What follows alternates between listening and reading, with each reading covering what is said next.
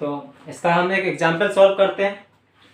Find sum of n terms of arithmetic progression. n क्या है यहाँ पर 25, where arithmetic progression is given as 5, 7, 9, 11 और ये कंटिन्यू जाती है। तो अभी हमने sum of n terms of arithmetic progression पढ़ा। Sn equals to n/2 bracket 2a plus n-1 into D, right. अब हमें यहाँ पर पूछा गया है sum of first 25 terms of arithmetic progression, means n equals to क्या होगा 25, राइट। और यहाँ पर अरिथमेटिक प्रोग्रेशन गिवन है 5, 7, 9, 11, ये आगे तक जा रही है सीरीज। तो यहाँ पर फर्स्ट टर्म है इसमें a इक्वल्स टू कितना है 5। कॉमन डिफरेंस की बात करें तो कॉन्सिक्यूटिव टर्म्स का डिफरेंस क्या है d इक्वल्स टू 7 - 5 2, यानी 9 - 7 2। यहाँ पर नंबर ऑफ टर्म्स कितने हैं 25, मींस n इक्वल्स टू कितना है 25। सिंपल क्वेश्चन है। Sn equals to 25/2 n/2 bracket 2a 2 into 5 plus n-1 25 - 1 into d। n/2 n is 25, n/2 plus n/2 bracket 2a 2 multiply by 5 2a, यहाँ पर formula लिख लेते हैं n/2 bracket 2a plus n-1 into d। n/2 bracket 2 into a plus n-1 into d, ठीक, simple है। 25/2 5 2 is 10 और plus 25 - 1 24 into 2। Answer कितना आएगा इसका 25/2 मल्टीप्लाई बाई 4 प्लस 1 58। कैंसिल करेंगे इसको 25 मल्टीप्लाइड बाई 29 कितना हो जाएगा 725 भाई 25 into 30 750 होता है, उसमें से हम 25 कैंसिल कर देंगे 725। और हम मल्टीप्लाई कर सकते हैं 25 into 29 725 है, तो सेकंड क्लास की बात है, ठीक है। नेक्स्ट एग्जांपल हम चलते हैं। Sum of n terms of two arithmetic progressions are in the ratio of 3n plus 8, ratio 7n plus 15. Then find the ratio of their 12th term. Important question है। इस टाइप का question हमारे कुछ exams में पूछा जाता है। इसको हम अच्छे से सॉल्व करेंगे। पहले आप लोग ट्राई करिए, अगर हो रहा है तो वीडियो को पॉज करके, नहीं होता है तो आगे हम कंटिन्यू करते हैं। Sn equals to let sum of n terms of the two APs are in the ratio of 3n plus 8, 7n plus 15. Let first term AP का A1 है, पहली AP का AP फर्स्ट है, उसका फर्स्ट टर्म A1 है, common difference D1 है और सम जो है वो कितना है S1, ठीक है। सेकेंड AP है, AP सेकेंड है, उसका फर्स्ट टर्म A2 एज्यूम कर लेते हैं, सेकंड कॉमन डिफरेंस D2 और उसका हम सम एज्यूम करते हैं S2। तो इसमें जो कंडीशन गिवन है sum of n terms of two APs means S1 का n टर्म्स S2 का n टर्म्स, S और S डैश कर लेते हैं, ठीक है। S है और इसका S डैश है क्योंकि वहां पर 1 और n दोनों सफिक्स में आ जाएंगे। Sum of first AP, sum of n terms of the first AP, sum of n terms of the second AP, Sn और यहाँ पर क्या होगा S dash n equals to, इनका जो रेशियो गिवन है वो कितना है 3n plus 8 divide by 7n plus 15, right. पूछा क्या गया find the ratio of their 12th term, means पहली AP का 12th टर्म और दूसरी AP का 12th टर्म, इनका रेशियो पूछा गया। फर्स्ट एपी का 12th टर्म, सेकंड एपी का 12th टर्म, A12 A-12 का इनका रेशियो पूछा गया। सिंपल है। यहाँ पर हम कॉन्सेप्ट बेस पर चलेंगे, जिस तरह से जो पूछा गया है या जो गिवन है उसको फॉलो करते हुए हम आगे बढ़ते हैं। Sn और Sn डैश का रेशियो गिवन है 3n plus 8 divide by 7n plus 15 और यहाँ पर जो n है वो है नंबर ऑफ टर्म्स, ठीक है। तो Sn और Sn dash means Sn equals to क्या होगा n/2 bracket 2a plus n-1 into d। ये फर्स्ट एपी है तो 2a1 plus n-1 into d1 whole divide by n/2 bracket 2a2 plus n minus 1 into d2। इनका जो ratio given है 3n plus 8 divide by 7n plus 15, right. इनके हमने दोनों के फॉर्मूले लिखे हैं, अभी कुछ भी नहीं किया। n/2 से n/2 कैंसिल हो जाएगा, क्या आता है 2a1 plus n minus 1 into d1 divide by 2a2 plus n minus 1 into d2 equals to 3n plus 8 divide by 7n plus 15। अब हम इस इक्वेशन में देखते हैं, यदि इस इक्वेशन में direct a plus n minus 1 into D आता, यहाँ पर भी a plus n minus 1 into D आता, तो वो किसका फॉर्मूला होता, nth टर्म का, a plus n minus 1 into D one, इसमें फर्स्ट एपी का, और उसी तरह से सेकंड एपी का a plus n minus 1 into D. तो ये जो फर्स्ट टर्म यानी न्यूमरेटर होता वो क्या होता, पहले एपी का nth टर्म होता, डिनोमिनेटर होता वो दूसरी एपी का nth टर्म होता। यदि हम इस एपी इस इक्वेशन को, इस रेशियो को उसी तरह से फ्रेम कर लेते हैं, किस तरह से, a1 plus n minus 1 upon 2 times of d1 divide by a2 plus n minus 1 upon 2 times of d2, और यहाँ पर है 3n plus 8 divide by 7n plus 15। देखो अभी हम बात केवल इतने की कर रहे हैं, इसको हमने किसमें a plus n minus 1 into D के टर्म्स में लिख रखा है। और हमसे पूछा गया a12 पूछा गया, मीन्स क्या पूछा गया है, a plus 12 minus 1 means 11d divide by a plus 12 minus 1 11d, a1 plus 11d1 a2 plus 11d2, यानी कि पहली एपी का 12th टर्म, दूसरी एपी का 12th टर्म, यही पूछा गया ना। This is equation second. यदि हम इस इक्वेशन को इससे कंपेयर करें, मींस ये जो टर्म है यहाँ पर 11 और यहाँ पर जो टर्म आ रहा है n माइनस 1 इंटू डी, यदि हम n माइनस 1 डिवाइड बाई 2 को 11 से कंपेयर करते हैं तो क्या आता है, n माइनस 1 डिवाइड बाई 2 को अगर हम 11 से कंपेयर करते हैं तो n की वैल्यू कितनी आती है, 11 टू 22 प्लस 1 23। मींस यहाँ पर अगर हम n की वैल्यू 23 पुट करें, कॉन्सेप्ट समझना, यहाँ पर हम n की वैल्यू 23 पुट करते हैं तो a plus 23 minus 1 divide by 2 22/2 यानी 11d1, तो a1 plus 11d1 a2 plus 11d2, इन दोनों का रेशियो किस टर्म्स में आएगा, 3n plus 8 divide by 7n plus 15, और यहाँ पर n की वैल्यू क्या थी 23, यहाँ पे n की वैल्यू हम 23 रख देंगे तो यहाँ पे आंसर भी आ जाएगा इसका। बात समझ में आ रही है। बात यहाँ पर यह है 12th टर्म पहली एपी का, 12th टर्म दूसरी एपी का। 12th टर्म पहली एपी का होगा a1 plus 11d1, 12th term दूसरी एपी का होगा a2 प्लस 11d2, राइट। और a1 प्लस 11d1 को हमने कंपेयर किससे किया, n minus 1 whole divide by 2 से कंपेयर किया, किसको, 11 को।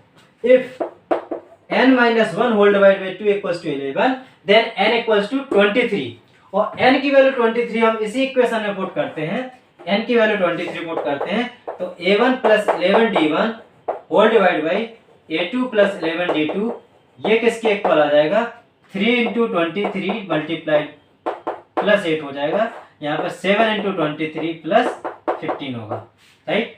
ये क्या है, a1 plus 11d1, this is a12,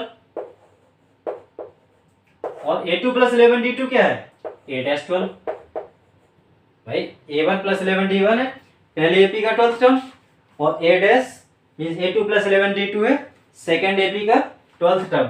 ये कितना हो जाएगा, 23 इंटू 3 69 प्लस 8, यहाँ पे 7 3 21 2 161 प्लस यहाँ 15 होगा, तो 69 प्लस 8 कितना होगा, 77 whole divide by 5 plus 1 6 plus 1 7 1 77 divide by 176, ठीक है। तो यहाँ 77 डिवाइड बाई 176 से क्या होगा, S1 डिवाइड बाई S2 का ratio, A1 divide by A2 का रेशियो होगा, ठीक, समझ में आया, ठीक है। इसके बाद हम चलते हैं properties of the arithmetic progression. इसकी कुछ प्रॉपर्टीज हैं, पहले इस क्वेश्चन को कॉपी कर लो, उसके बाद में हम प्रॉपर्टीज पर आते हैं। तो properties of the arithmetic progression, सबसे पहली प्रॉपर्टी है एक, पहले तो अरिथमेटिक प्रोग्रेशन की बात करें, late arithmetic progression 5, 8, 8 these are the terms of the arithmetic progression, first term, second term, third term, ठीक है। और यदि each term of the arithmetic progression is added by 2, सारे टर्म्स को हमने 2 से ऐड कर दिया, कितना हो गया? तो एसएपी की अगर हम बात करें तो एसएपी में जो कॉमन डिफरेंस था वो कितना था? 3। क्या यहां पर ये एपी बन रही है? सभी टर्म्स में हमने 2 ऐड किया था, और 2 ऐड करने के बाद जो टर्म्स आए वो 7, 10 और 12 आए हुए हैं। तो सभी टर्म्स में अगर 2 ऐड कर रहे हैं तो उनके जो टर्म्स आ रहे हैं 7, 10 और 12 आ रहे हैं। इस केस में भी जो कॉमन डिफरेंस है वो कितना है? 3। और जो रिजल्टेंट सीरीज आ रही है वो भी किस में है? अरिथमेटिक प्रोग्रेशन में। तो प्रॉपर्टी पहले बनती है, if each number of arithmetic progression, each term of the arithmetic progression is added by a constant term, if each term of the arithmetic progression is added by a constant, then the resultant AP resultant series will also be in arithmetic progression। सारे terms हैं AP के, एक constant से add हो रहे हैं, और resultant देख रहे हैं तो रिजल्टेंट भी क्या है? AP में है, और कॉमन डिफरेंस उसका क्या है? सिमिलर है, जो कि पहली AP में था। Second, if each term is subtracted by a constant, then also the resultant will be in AP and common difference will be similar। जैसे इसमें 2 सब्सट्रैक्ट कर दे रहे हैं तो 3 आएगा, 5 आएगा, 8 आएगा, 9। इसमें आप 2 सब्सट्रैक्ट कर दे रहे हैं, 3 होगा, 6 होगा, 9 होगा, ठीक है। तो 3, 6 कॉमन है, ये भी किस में होंगे? अरिथमेटिक प्रोग्रेशन में होंगे। और यहां भी जो कॉमन डिफरेंस होगा डी की वैल्यू कितनी होगी? 3 होगी। फिर से बात करते हैं, if 5, 8, 11 are in AP, 5, 8, 11 AP में है। तीसरी प्रॉपर्टी की बात कर रहे हैं, if these are AP, these are the terms in AP and each term is multiplied by a constant, 3 से मल्टीप्लाई कर देते हैं, और इसमें चेक करते हैं 24 माइनस 15 9, 33 माइनस 24 9, मीन्स इसके लिए जो कॉमन डिफरेंस होगा वो कितना आ रहा है? 9। कौन से कांस्टेंट से मल्टीप्लाई किया था? 3 से मल्टीप्लाई किया था। If each term of the arithmetic progression are multiplied by a constant, 3 से मल्टीप्लाई किया सारे टर्म्स को, और उसके बाद जो रिजल्टेंट आया वो क्या एपी में है या नहीं है? यस, कॉमन डिफरेंस इसमें भी नहीं आ रहा, it means the resultant series is also in AP, but common difference is multiplied by that constant, यानी कि कॉमन डिफरेंस वो कितना हो गया? 3 के हो गया। पहले के यहाँ पर कॉमन डिफरेंस कितना था? 3, और इस केस में जो कॉमन डिफरेंस है वो क्या है? 3 के हो गया।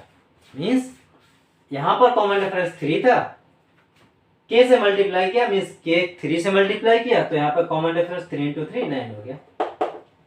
तो यदि कोई भी टर्म अरिथमेटिक प्रोग्रेस, सारे टर्म्स अरिथमेटिक प्रोग्रेशन के किसी एक कांस्टेंट से मल्टीप्लाई होते हैं, तो उसके बाद में जो रिजल्टेंट सीरीज आती है वो भी किस में होगी? अरिथमेटिक प्रोग्रेशन में होगी। और जो रिजल्टेंट सीरीज का कॉमन डिफरेंस होगा वो फर्स्ट सीरीज के कॉमन डिफरेंस मल्टीप्लाइड बाय जो कांस्टेंट से हमने मल्टीप्लाई किया था पूरी एपी में, राइट? ठीक, इसके बाद हम फोर्थ कॉन्सेप्ट पढ़ते हैं, फोर्थ प्रॉपर्टी अरिथमेटिक प्रोग्रेशन की, if each number is divided by a non zero number, means non zero constant. अगर हम 0 से कर देंगे तो फिर सारे जो नंबर्स होंगे वो नॉट डिफाइंड होंगे, और अनडिफाइंड नंबर को हम ऐसे नहीं बता सकते कि वो एपी में है, जीपी में है, एचपी में है, या सीरीज में, सीक्वेंस में। तो if each number of the arithmetic progression is divided by a non-zero constant, then the resultant is also in AP। जैसे यहाँ पर हम बात करें तो 2 से डिवाइड करते हैं तो 5/2, 8/2, 11/2। इनमें बात करते हैं 8/2 माइनस 5/2, 4 माइनस 5/2 कितना होगा 3/2, 11/2 माइनस 8/2 कितना होगा 3/2। तो यहाँ पर हम बात करते हैं कि डिवाइड हमने किया था वो किससे किया था के, यानी के की वैल्यू कितनी थी 2। यदि हमने कोई एक नॉन जीरो कांस्टेंट से डिवाइड किया है एपी के सारे टर्म्स को, तो रिजल्टेंट आ रहा है वो भी एपी में आ रहा है, और जो कॉमन डिफरेंस है वो कितना है पहले का कॉमन डिफरेंस डिवाइडेड बाय के। भाई पहले जो कॉमन डिफरेंस था वो 3 था, डिवाइड किससे होगा 2 से, यानी कांस्टेंट से, जो भी हमने कांस्टेंट से डिवाइड किया है। तो कॉमन डिफरेंस होगा d/3 if each terms of the arithmetic progression are multiplied by non-zero constant, then the resultant series will also be in AP and the new common difference will be equals to old common difference divided by the term the constant जिससे कि हमने सारे numbers को divide किया था। Alright. These are the properties of the arithmetic progression। In properties के base पर बहुत से क्वेश्चंस बनते हैं, उसमें से हम कुछ क्वेश्चंस को अभी सॉल्व करेंगे और देखेंगे कि इस टाइप के क्वेश्चंस हमारे एग्जाम में आ सकते हैं। जैसे एग्जांपल लेते हैं, if A B C are in AP. Example लेते हैं, if A B C are in AP. ABC AP में है,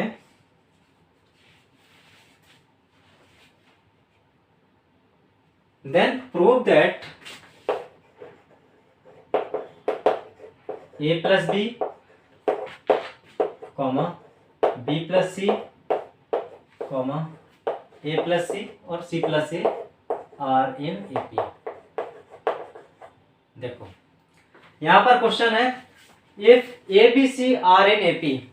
ए बी सी जो टर्म्स हैं वो अरिथमेटिक प्रोग्रेशन में हैं, और उसके बाद में पूछा गया है प्रूफ करना है A plus B comma B plus C comma C plus A B arithmetic progression में है या नहीं है।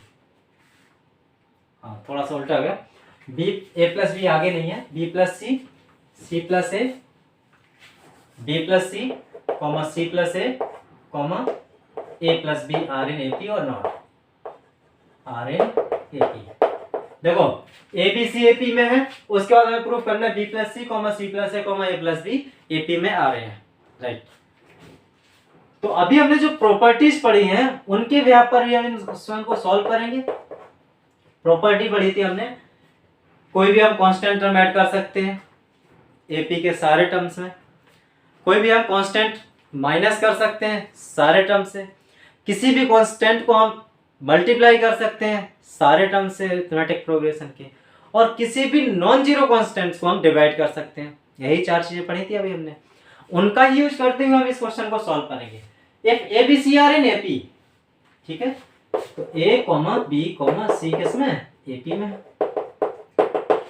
अब देखते हैं हमें पूछा क्या गया बी प्लस सी, यानी कि अब यहां पर बी प्लस सी कैसे आ सकता है, इस चीज को सोचना है। बी प्लस सी मीन्स ए से हमें बी प्लस सी कैसे आ सकता है।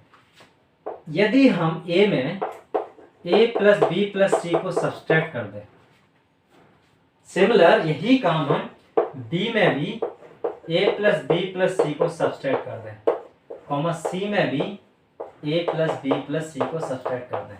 देखो ए प्लस बी प्लस सी ही क्यों, क्योंकि यहां से ए से ए कैंसिल होगा तो बी प्लस सी आएगा पहला टर्म नेगेटिव, यहां पर भी बी से बी कैंसिल होगा तो ए प्लस सी आएगा टर्म सेकेंड नेगेटिव साइन के साथ, यहां पर भी ए प्लस बी आएगा नेगेटिव साइन के साथ, इसलिए हमने यहां पर सारे टर्म से A plus B plus C को सब्सट्रैक्ट कर दिया। यहां पर लिखेंगे subtracting A plus B plus C from each term of AP, है ना, एबीसी एपी में है और एबीसी के सारे टर्म से यानी ए से बी से और सी से ए प्लस बी सी और ए प्लस बी प्लस सी हम सब्सट्रैक्ट करते हैं तो क्या आता है ए प्लस बी प्लस सी अगर सब्सट्रैक्ट करते हैं तो क्या आएगा, ये से ये कैंसिल होगा, minus B plus C, comma minus times में आएगा सी plus A, comma minus times आएगा ए प्लस बी, राइट। तो यहाँ पर B plus C plus A और ए प्लस बी माइनस के साथ में आया, मीन्स यहाँ पर सब में किसका मल्टीप्लाई है, -1 का मल्टीप्लाई है, ठीक है। यदि हम इन सारे टर्म से -1 का फिर से मल्टीप्लाई कर दें तब भी हमारी एपी रहेगी, means multiply by -1 in each term. हाँ, इसमें ऐसा भी कह सकते हैं -1 से डिवाइड कर दें सारे टर्म्स में, राइट। तो -1 से यदि हम मल्टीप्लाई कर रहे हैं तो क्या आएगा, पहला term b plus C, second term होगा c प्लस ए, और जो थर्ड टर्म होगा वो क्या होगा, b plus A. Means these are the terms, देखो पहले हमने a plus B plus C को सब्सट्रैक्ट किया था तब भी हमारा एपी में था, ये जो टर्म्स बने थे वो भी किस में थे, एपी में थे। यहाँ पर हमने -1 से मल्टीप्लाई किया सारे टर्म्स में, -1 से मल्टीप्लाई करेंगे then the resultant will also be in AP. It means जो हमारा b plus C plus A, A plus B है, these are the terms that are also in AP, ठीक है। तो यहाँ पर इतने क्वेश्चंस अभी हमने किए, इसमें कोई डाउट नहीं होना चाहिए। जहां पर भी डाउट आता है आप तुरंत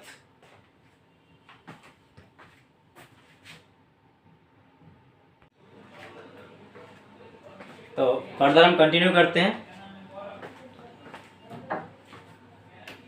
जैसे कि अभी हमने क्वेश्चन सॉल्व किए हैं जिसमें कि sum of n terms of the arithmetic progression, उससे रिलेटेड कुछ क्वेश्चन सॉल्व किए थे, जिसमें कि हमारा n का रिलेशन भी एक क्वेश्चन में पूछा गया था। उसमें सम गिवन था n टर्म्स का पहली सीरीज के लिए और दूसरी सीरीज के लिए, और इन दोनों का रेशियो गिवन था। उसके बाद में हमें फर्स्ट सीरीज का nth टर्म और सेकंड सीरीज का nth टर्म का रेशियो बताना था, है ना। अब फर्दर हम क्वेश्चन सॉल्व करते हैं अरिथमेटिक मीन से related. Let ABC are the terms of AP, ABC are the terms of AP। तो इनका हमें मालूम क्या है, कॉमन डिफरेंस कंटिन्यू सेम रहता है, पहले दूसरे टर्म्स के लिए, तीसरे चौथे के लिए, दूसरे तीसरे के लिए, ये हमेशा बराबर रहता है। तो वही यहाँ पर होगा कॉमन डिफरेंस, मतलब क्या होगा, b माइनस ए, ये किसके इक्वल है, c माइनस बी के इक्वल है ना। तो b minus A equal to C minus B, further इसको सॉल्व करेंगे, b इस साइड आएगा, देन 2b इक्वल टू क्या होगा, a प्लस सी। b की वैल्यू क्या होगी, b equal to a plus C by 2। What is this b? This b is the arithmetic mean of a and c, right? Right? a और c का mean भी तो है a plus C divide by 2, इन दोनों के बीच वाला term means a plus C divide by 2, this is the mean. Mean का भी तो एक फॉर्मूला था, पहला टर्म, दूसरा टर्म, तीसरा टर्म, चौथा term, whole divided by number of terms, है ना। तो a plus C divide by 2, तो b equal to a plus C divide by 2 क्या हुआ है, arithmetic mean of the arithmetic progression, right. इससे रिलेटेड एक क्वेश्चन सॉल्व करते हैं।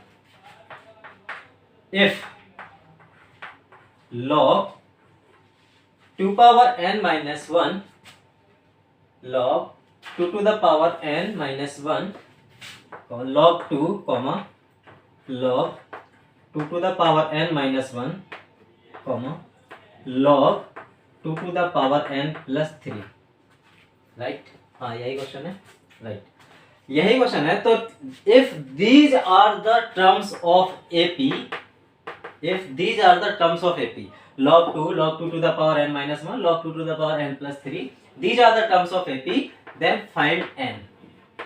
अगर टर्म्स हैं AP के तो n की वैल्यू हमें फाइंड करनी है। देखो कोई भी क्वेश्चन टफ नहीं होगा, हम एक सिस्टमेटिक ऑर्डर से सॉल्व करते हुए जाएंगे।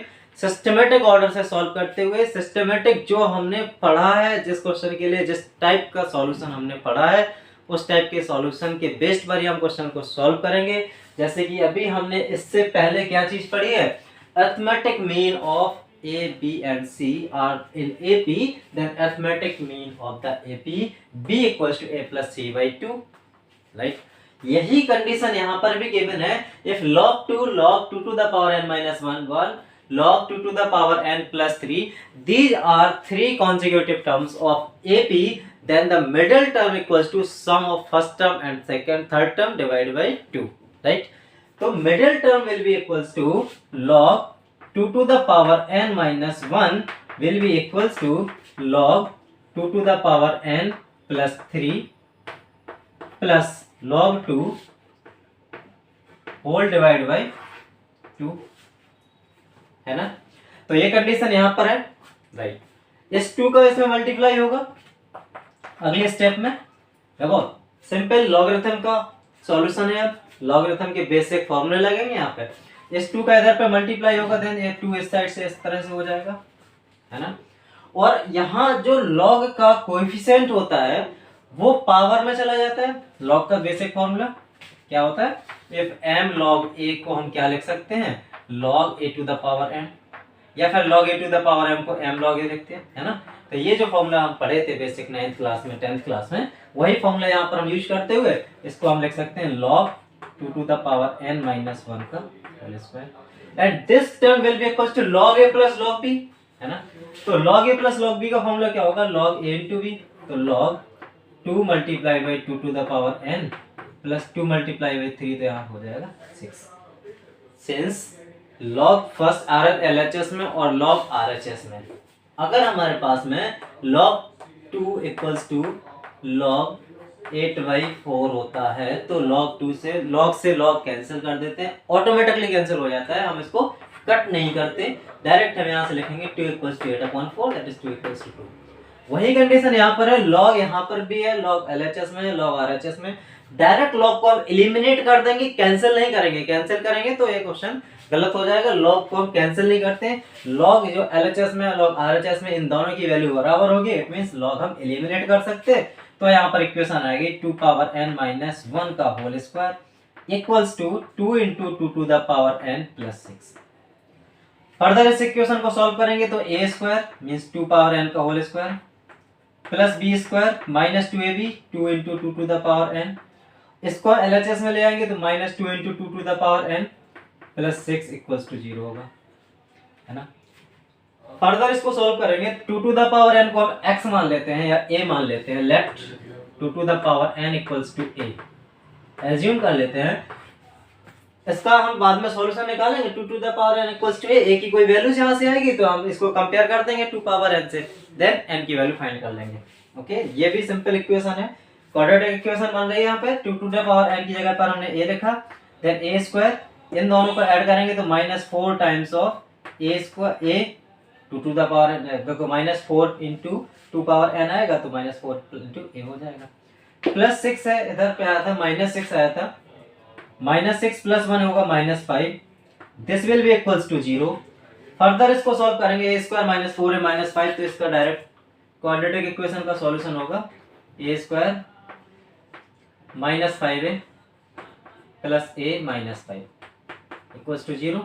तो एक बार इसकी वैल्यू होगी a माइनस 5 और दूसरी बार इसकी वैल्यू होगी a plus 1, and this will be equals to 0, right. a to the power 2 minus 5a plus a, तो a माइनस a 5 राइट। तो यहाँ से क्या होगा, इसको फर्दर सॉल्व करेंगे, देन a इक्वल्स टू 5 होगा और a इक्वल्स टू क्या होगा, माइनस 1।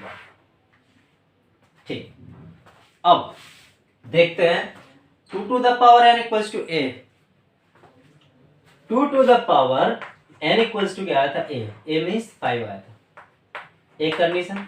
और 2 to the power n equals to क्या होगा, माइनस 1। क्या n की कोई ऐसी वैल्यू होगी, is there any value of n that will gives 2 to the power n equals to minus 1? 2 to the power n equals to minus 1, क्या n की कोई पॉजिटिव वैल्यू या नेगेटिव वैल्यू या 0 ऐसी कोई वैल्यू हो सकती है जो कि माइनस 1 दे, नेगेटिव टर्म दे? नहीं, positive number two the power n, इधर ये n और होता है, इवन होता है, पॉजिटिव होता है, नेगेटिव होता है, will always be greater than 0. Any positive integer to the power n will always be greater than 0. बात करते हैं मिनिमम n की वैल्यू हम 0 रख लेते हैं, 0 रखते हैं तो ये क्या होगा 1। अगर हम इसकी वैल्यू माइनस में भी रखें, माइनस 1 रखें, माइनस 2 रखें, माइनस 1 रखें देन 1/2, माइनस 2 रखें देन 1/4, माइनस 3 रखें देन 1/8, ये जैसे ही हम इसकी पावर इनफाइनाइट तक ले जाएंगे ये टेंड्स टू 0 होगा, but it will never less than 0। बात समझो, यहाँ plus 2 to the power n है, ये वैल्यू कभी भी 0 से कम नहीं होगी। It can be 0 where n tends to infinite. जैसे 2 पावर हमने 0 रखा, सबसे पहले 0 रखा, 2 टू द पावर 0 1 होगा, any number two the power 0 1। 2 की 0 से ठीक नीचे वाली वैल्यू हमने -1 रखी, then it will be minus plus का 1/2। -2 रखी 1/4, -3 रखी 1/8, -4 रखेंगे 1/16, और ये रिपीटेड होगा कहां तक, इनफाइनाइट तक जाएगा। अगर n की वैल्यू हम इनफाइनाइट तक बढ़ाएंगे तो ये जो नंबर डिक्रीज होता जा रहा है, डिक्रीज हो जाता है, ये मिनिमम डिक्रीज कहां तक होगा, 0 तक। If n tends to infinite, n tends to infinite, then 2 power n tends to 0, right. तो ये तो कंडीशन हमारी किसी भी कंडीशन में फॉलो नहीं करेगी जब 2 to the power n equals to -1 होगा। सेकेंड कंडीशन देखते हैं, if 2 to the power n equals to 5, 2 to the power n equals to 5, तो यहां पर n की वैल्यू क्या होगी, 2 to the power n equals to 5, यहां पर n की वैल्यू क्या होगी। if n की वैल्यू अगर हम 2 रखते हैं, 2 का स्क्वायर तो होगा कितना, 4। अब यहां पर n की वैल्यू क्या हो, 5 को हम क्या इसके टर्म से तोड़ सकते हैं, नहीं। तो फर्दर हम फिर से लॉग लेते हैं, यहाँ पर log 2 लेंगे, इधर पर log 5 हो जाएगा। जब नहीं तोड़ सकते तो n की वैल्यू होगी log 5 divide by log 2। Logarithm से सॉल्व कर लिया, log 5 की वैल्यू मालूम है, log 2 की वैल्यू मालूम है, इधर हमें इस टर्म्स में भी आंसर मिल सकता है। तो n इक्वल्स टू क्या होगा, log 5 divide by log 2। Simple है, बट कॉन्सेप्ट बेस पे हम सॉल्व करेंगे। पहला कॉन्सेप्ट यहाँ पर ये लग रहा है कि middle term equals to first term और थर्ड टर्म का एवरेज।